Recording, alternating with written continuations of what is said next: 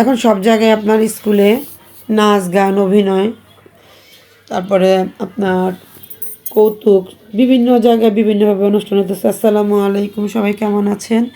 আশা করি সবাই ভালো আছেন। আমি আল্লাহর রহমতে ভালো আছি। প্রতিদিনের মতো নতুন একটি ভিডিও নিয়ে আপনাদের মাঝে হাজির হলাম। শরীর খুবই খারাপ, তারপর আপনার ভয়েস দিয়ে ভিডিও ছাড়তে হইতেছে। এখানে তাবাসসুমকে আপনার নাস্তা খাওয়ায় ওর আম্মু প্র্যাকটিস করাইতেছে, নাচের প্রোগ্রাম আছে আর স্কুলে। আর এখানে আমি আর আবদুল্লাহ নাস্তা খেতেছি। ওকে বলছি সবজিটা খেতে, খাবে না, ও খেতেছে চিনি দিয়ে। যাই হোক, আজকের দুপুরে কী কী রান্না করব এখানে সম্পূর্ণ কেটে দিয়ে পরিষ্কার করে নিল। আজকে রান্না করবে ইলিশ মাছ দিয়ে, পেঁয়াজের ফুল দিয়ে, আর হচ্ছে গুঁড়া মাছ রান্না করবে, আর আম দিয়ে টক রান্না করবে। দেখেন এই যে ফ্রিজে ছিল আম, এখন কাটার পরে দেখা যায় মনে হয় কতটা তরতাজা। যাই হোক, আপনাদের সাথে অনেক কথাই শেয়ার করলাম।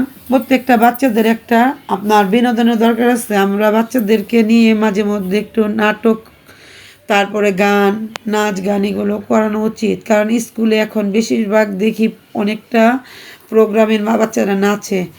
আর আমরা তাবাসসুমে যখন স্কুলে ভর্তি করছি তখন থেকে ও আল্লাহ রাসুলের নামে ও কোরআন তালাওয়াতে ফার্স্ট হইতেছে, নাচে সেকেন্ড হয় আলহামদুলিল্লাহ।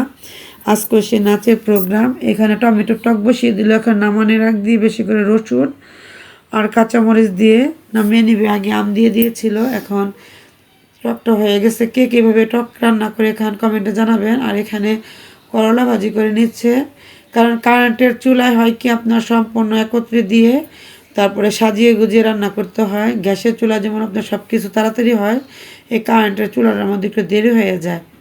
আর দেখেন চুলার মধ্যে সমান পাতিলা বসাইতে হয়, ওচা নিচে পাতিলা বসাইলে পাতিলাটা আপনার দুলতে থাকে।